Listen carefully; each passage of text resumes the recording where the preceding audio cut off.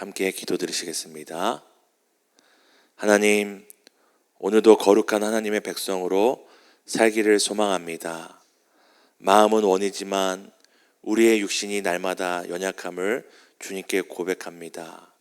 하지만 오늘도 우리가 육신으로서 우리의 육신을 이겨내는 것이 아니라 우리 안에 우리와 함께 하시며 우리의 연약함을 도우시는 하나님의 영, 성령으로서 거룩함을 향하여 성화를 향하여 나아가는 복된 하루 되게 하실 것을 믿습니다.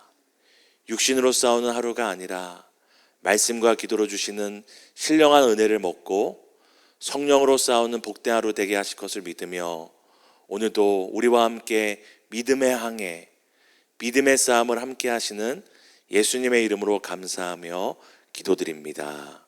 아멘. 역대하 29장입니다. 역대하 29장 1절에서 11절 교독하시고 마지막 11절을 함께 읽도록 하겠습니다. 구약성경 역대하 29장 1절에서 11절입니다. 제가 먼저 읽겠습니다. 히스기야가 왕위에 오를 때 나이가 25세라 예루살렘에서 29년 동안 다스리니라. 그의 어머니의 이름은 아비야요 스가랴의 딸이더라. 히스기야가 그의 조상 다윗의 모든 행실과 같이 여호와 보시기에 정직하게 행하여 첫째 딸의 여호와의 전문들을 열고 수리하고 사람들과 레위 사람들을 동쪽 광장에 모으고 그들에게 이르되 레위 사람들아 내 말을 들으라. 이제 너희는 성결하게 하고 또 너희 조상들의 하나님 여호와의 전을 성결하게 하여 그 더러운 것을 성소에서 없애라. 우리 조상들이 범죄하여 우리 하나님 여호와 보시기에 악을 행하여 하나님을 버리고 얼굴을 돌려 여호와의 성소를 등지고 또 낭실문을 닫으며 등불을 끄고 성소에서 분향하지 아니하며 이스라엘의 하나님께 번제를 드리지 아니하므로 유다와 예루살렘에 진노하시고 내버리사 두려움과 놀람 비웃음거리가 되게 하신 것을 너희가 똑똑히 보는 바라. 이로 말미암아 우리의 조상들이 칼에 엎드러지며 우리의 자녀와 아내들이 사로잡혔느니라. 이제 이스라엘의 하나님 여호와와 더불어 언약을 세워 그 맹렬한 노를 우리에게서 떠나게 할 마음이 내게 있노니. 함께 읽겠습니다.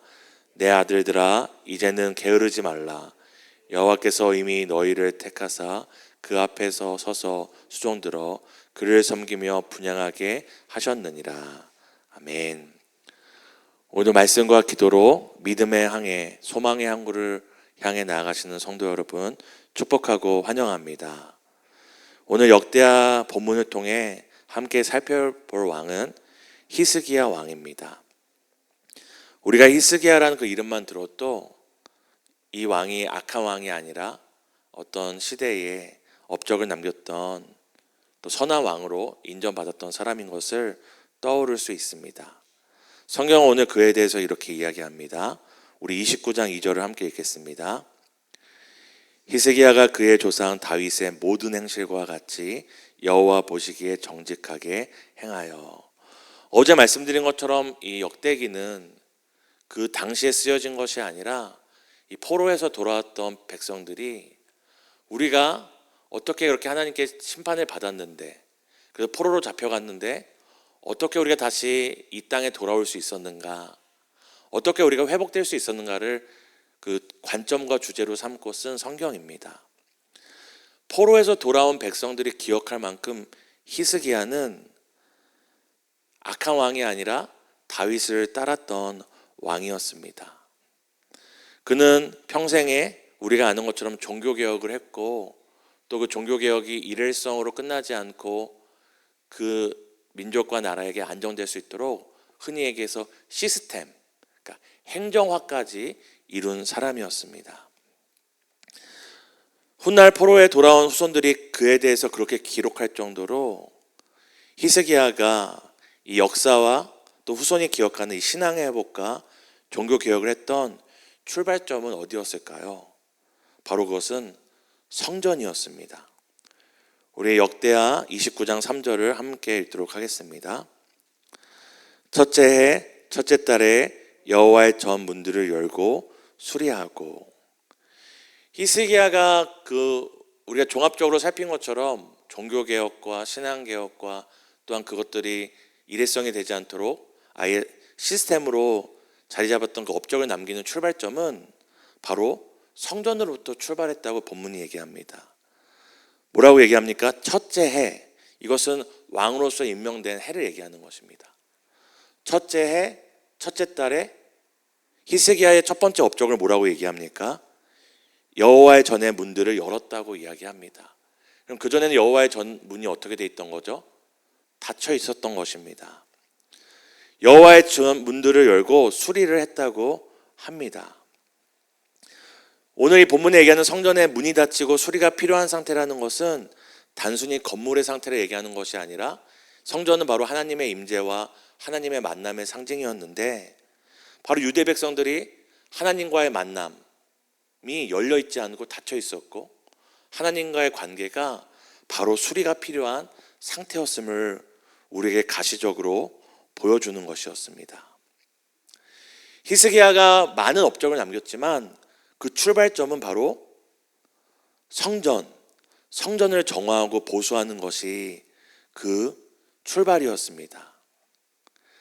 바로 종교개혁과 시대의 변화의 그 근원이, 시작이 어디에 있음을 우리에게 보여주는 것입니다. 그것은 어디입니까? 바로 성전이 나타내는 하나님과의 관계입니다. 오늘날 많은 사람들이 이 시대의 변혁이 필요하다고 얘기합니다. 개혁이 필요하고 어떤 제도의 변화가 필요하다고 이야기합니다. 그리고 또 많은 사람들이 서로 다른 정당을 보거나 나와 반대편에 있는 사람들을 보며 저 사람들이 변해야 된다, 저 사람들을 고쳐야 된다라고 손가락질합니다. 하지만 오늘 히스기야를 통해 우리에게 보여주는 시대와 가정과 교회와 이 민족의 회복과 개혁은 어디로부터 출발돼야 합니까? 다른 사람이 아닙니다. 다른 지역이 아닙니다. 바로 성전입니다. 오늘날 성전은 무엇입니까? 고린도전서 3장 16절 이렇게 이야기합니다. 너희가 하나님의 성전인 것과 하나님의 성령이 너희 안에 계시는 것을 알지 못하느냐. 오늘날 히스기야와 같은 종교개혁, 시대의 변화, 어떤 관계의 회복이 필요하다면 그 출발점은 어디가 되어야 합니까? 바로 성전된 나입니다. 나로부터 개혁이 시작되고 나로부터 변화가 시작돼야 됩니다. 이 세상이, 이 가정이, 나와 함께하는 누군가가 또한 우리가 사랑하는 이 한국교회의 변화와 개혁이 필요하다 느낄 때마다 우리는 첫째 해, 첫째 달에 다른 것을 할 것이 아니라 저 교회는 왜 저래? 저 목사님은 왜 저래? 저 사람은 왜 저래가 아니라 바로 성전된 우리 안에서부터 첫 번째 개혁과 첫 번째 변화에 출발을 해야 된다는 것을 기억하셔야 됩니다. 사랑하는 성도 여러분, 히스기야의 종교개혁이 성전으로부터 시작된 것처럼 오늘의 이 시대의 변화와 개혁도 바로 성전된 나로부터 시작돼야 된다는 것을 기억하셔야 됩니다. 히스기야가 그렇게 성전을 문을 열고 보수하며 그 다음에 한 일이 무엇입니까? 우리 역대하 29장 4절 5절 함께 읽도록 하겠습니다. 함께 읽습니다. 제사장들과 레위 사람들을 동쪽 광장에 모으고 그들에게 이르되, 레위 사람들아 내 말을 들으라. 이제 너희는 성결하게 하고 또 너희 조상들 하나님 여호와의 전을 성결하게 하여 그 더러운 것을 성소에서 없애라. 두 번째 해야 될 것은 바로 이 일에 함께할 사람들을 부르는 것입니다. 그냥 아무나 부르는 것이 아닙니다. 오늘 히스기야가 이 종교개혁을 위해 성전을 보수하며 누구를 부릅니까? 바로 누구보다 하나님 성전 가까이에서 하나님을 섬겼던 레위인과 제사장들을 부릅니다. 그리고 그들을 어떻게 했다고 얘기하죠? 그들을 성결케 했다고 합니다. 성전된 내 안에 내 삶을 정비하고 정하는 것이 첫 번째라면, 두 번째는 바로 함께 그 일을 할 이 시대의 레위인과 제사장들을 모으는 것입니다. 그들과 함께 우리 자신을 성결케 하는 것이 우리가 해야 될 일입니다. 나의 변화가 또한 하나님께 가까이 하는 섬겼던 이 소수의 변화를 통해 하나님께서 그 나라와 그 민족을 변화시켰기 때문입니다. 하나님은 오늘도 한 사람을 통해 일하시고 다수가 아닌 소수를 통해 변화와 개혁을 이루심을 기억해야 됩니다. 사무엘상 14장 6절에 이 말씀이 있습니다. 여호와의 구원은 사람이 많고 적음에 달리지 아니하였느니라. 여호와의 구원은 사람이 많고 적음에 달리지 아니하였느니라. 사랑하는 성도 여러분, 변화가 필요한 것이 있습니까? 첫 번째, 내가 변하면 됩니다.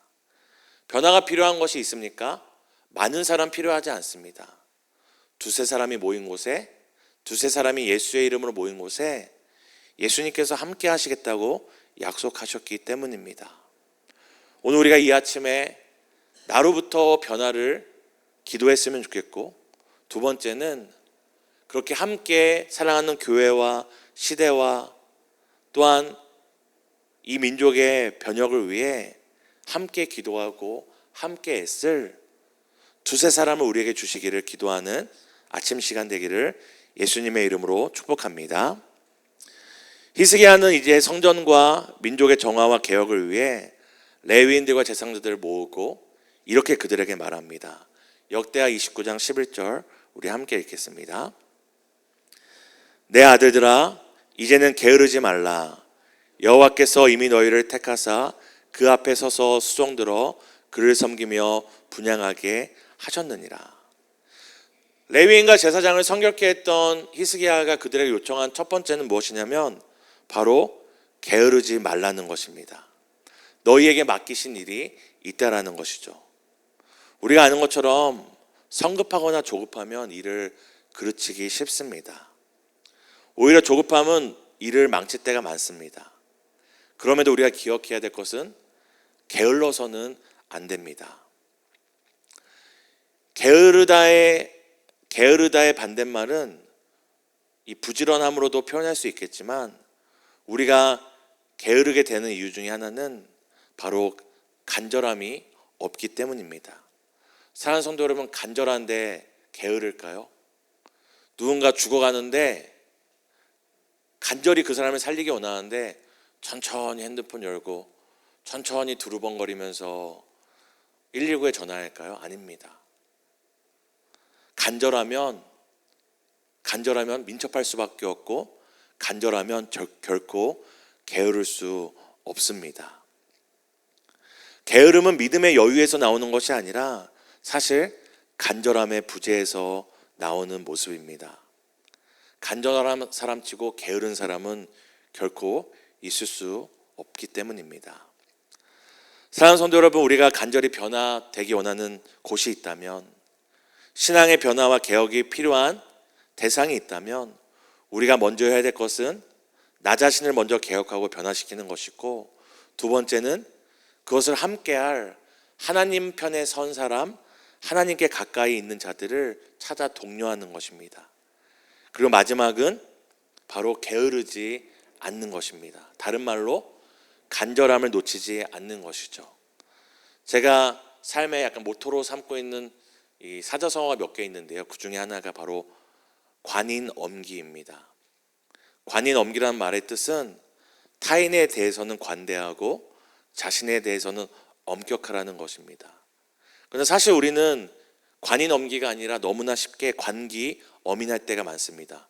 나 자신에게는 한없이 관대하지만 남에게는 작은 잘못에 대해서 또 높은 잣대를 들이밀 때가 많이 있습니다. 그럴 때마다 우리 안에 필요한 것은 무엇입니까? 우리 마음에 가득 찬 그 교만과 그릇된 기준들이 정화되는 것입니다. 바로 예수님을 우리의 마음에 모시는 것입니다. 왜 예수님을 우리의 마음에 모시는 것이 그거와 상관이 있을까요? 우리가 마태복음 21장 12절 13절을 통해 오늘 본문을 예수 중심으로 말씀 묵상하고 우리 함께 기도했으면 좋겠습니다. 마태복음 21장 12절 13절에는 우리가 아는 것처럼 예수님께서 성전에 들어가서 성전 안에 매매하는 사람들을 쫓아내시고 돈 바꾸는 사람들과 비둘기 파는 사람들의 의자를 엎으셨던 성전 정화의 사건이 있습니다. 이때 예수님께서 성전을 정화하신 사건은 그저 보이지 않는 성전을 정화하신 사건이 아니라 그것은 보이지 않는 우리 안의 성전을 향한 바로 예표였습니다. 예수님께서 보이는 성전에 찾아가 기도하는 장소가 아니라 강도의 소굴이 된 것을 보시고 엎으신 것처럼 우리의 마음이 예수님을 모시면 예수님께서 우리의 마음에 어떤 일을 행하십니까? 바로 예수님께서 성전된 우리 안에 찾아오실 때마다 우리 안의 성전을 새롭게 하십니다. 하나님보다 높아진 것을 엎으시고 하나님 아닌 다른 것들이 그 성전을 가득 채운 것을 보실 때 결코 방관치 않으시고 그것들을 다시 엎으시며 새롭게 하시는 분이시기 때문입니다. 사랑하는 성도 여러분, 예수님은 보이는 성전을 무너뜨리시고 십자가의 죽음과 부활로 영원하고 완전한 성전을 우리 안에 다시 세우셨습니다.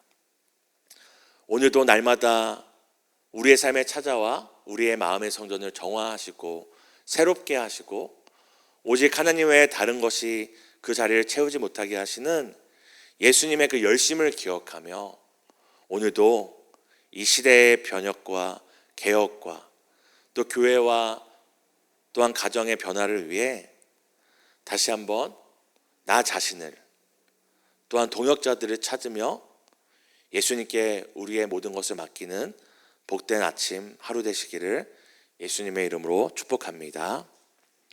함께 기도하시겠습니다. 예수님, 이 시대에 너무나 많은 변혁과 개혁들이 필요한 것을 봅니다. 하지만 그 출발점이 다른 곳에 있지 않고 바로 내 마음의 성전, 내 안의 성전으로부터 시작됨을 우리가 잊지 않기 원합니다. 나로부터 시작되어 이 시대가 변하기 원하고, 나로부터 시작되어 우리의 가정이 변하기 원하고, 나로부터 시작되어 나의 자녀와 배우자와 가정과 직장과 이 사회가 변화되기를 소망합니다. 주님이 이 일에 우리를 홀로 두지 않으시고 레위와 제사장과 같이 하나님 편에 서고 하나님께 가까이 선 자들을 우리에게 허락하실 줄을 믿습니다. 주님, 이 일에 오늘 열심을 내시는 예수님의 열심을 본받아 우리가 게으르지 않고 우리가 주님과 함께 내 마음의 성전을, 주님의 몸된 성도들의 성전을, 또 주님의 몸된 교회와 하나님의 나라가 임한 이 땅을 변형시키고 개혁하는 동행교회 되게 해주시기를 간절히 소망합니다. 모두 우리와 함께 우리의 마음으로부터 이 온 세상의 모든 곳곳을 정화시켜 주시는 예수님의 이름으로 감사하며 기도드립니다. 아멘. 하늘에 계신 우리 아버지여, 이름이 거룩히 여김을 받으시오며 나라의 임하옵시며 뜻이 하늘에서 이루어진 것 같이 땅에서도 이루어지이다. 오늘날 우리에게 일용할 양식을 주옵시고 우리가 우리에게 죄 지은 자를 사하여 준 것 같이 우리 죄를 사하여 주옵시고 우리를 시험들게 하지 마옵시고 다만 악에서 구하옵소서. 대개 나라와 권세와 영광이 아버지께 영원히 있사옵나이다. 아멘. 우리 말씀 붙잡고 함께 기도했으면 좋겠습니다. 교회와 가정, 사회와 시대의 개혁과 변화는 바로 내 안의 성전부터 시작됨을 기억하고 오늘도 예수 그리스도의 말씀과 은혜로 내 안의 성전이 먼저 새롭게 되게 해달라고 기도하겠습니다. 두 번째 기도하실 때는 이 일을 위해 함께할 하나님 편에 선 사람들, 하나님과 가까이 하기를 기뻐하는 자들을 보내달라고, 사랑하는 동행교회 이 일을 함께할 게으름이 아닌 하나님의 열심을 닮은 사람들을 보내달라고 함께 기도했으면 좋겠습니다. 우리 또 여름 사역들을 위해 여름 성경학교에서 또 가정과 일터 또 세미나까지 이 일을 위해 함께 기도해 주시고 또한 성도의 가정과 우리 부모님들의 건강과 회복을 위해 우리 함께 기도하고 개인의 기도 가운데 기도하시다가 우리 자유롭게 돌아가시겠습니다. 예수님, 곧 변해야 될 사람이 나이고 새로워져야 될 사람이 바로 내 안에 있음을 고백합니다.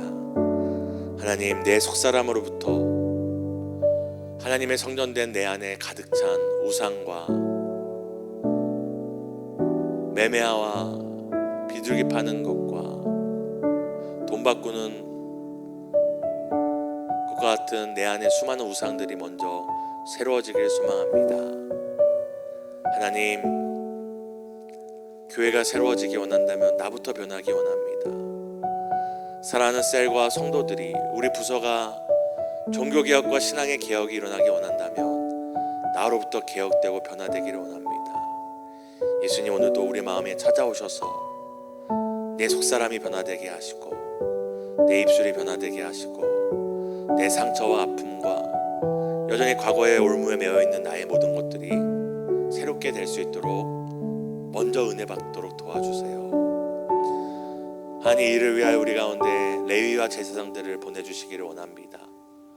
하나님 편에서 하나님의 마음을 가지고 이 개혁을 위하여 함께 애통하며 기도할 기도의 사람, 말씀의 사람, 눈물의 사람, 열심의 사람들을 보내주셔서 한 영혼을 살리는 귀한 일을 위하여, 많은 영혼들을 주께로 돌아오는 시대의 변화와 변혁을 위하여 사랑하는 동행교회와 사랑하는 목사님과 교역자들과 사랑하는 장로님들과 권사님들과 우리 모든 임직자들과 성도들과 우리의 자녀들을 사용해 주시기를 간절히 소망합니다.